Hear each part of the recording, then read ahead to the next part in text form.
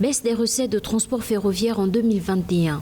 Au premier semestre 2021, le Gabon enregistrait une baisse de 30,7% du nombre de passagers par rail selon les données de la Direction générale de l'économie et de la politique fiscale. Une contre-performance qui est attribuée aux restrictions de déplacement entre le Grand Libreville et l'intérieur du pays et au déraillement des trains minéraliers. En effet, depuis plusieurs mois, les déraillements de trains sont devenus réguliers au Gabon, entraînant à chaque fois une suspension du trafic. Tous les trains cargo, et particulièrement les trains minéraliers qui déraillent, c'est deux choses. Soit le train est à grande vitesse et ne respecte pas les limitations de vitesse, soit le rail n'est pas en bon état.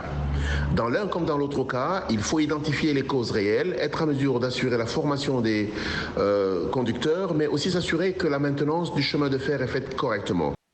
Ces accidents résultent par ailleurs des défauts détectés sur la voie ferrée selon l'autorité de régulation des transports ferroviaires du Gabon.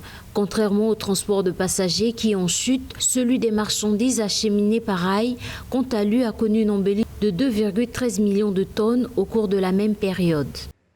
Un pays comme le Gabon est aujourd'hui dans une situation d'admiration. Ça veut dire qu'en fait, tous les pays du monde se disent si le Gabon a pu le faire et donc d'autres pays peuvent le faire. Ce serait bien dommage qu'au niveau de l'exploitation, le manque de discipline et de compétences fasse reculer cette performance. Je crois simplement que si les études sont faites correctement, on identifiera les causes des 3, 4, 5 derniers accidents et on saura être en mesure de donner une réponse matricielle. Notons que le chemin de fer transgabonais est évalué à 648 km de long entre Ovando et Franceville. Ce chemin de fer gabonais est par ailleurs exploité depuis 2005 par la Société d'exploitation du Transgabonais.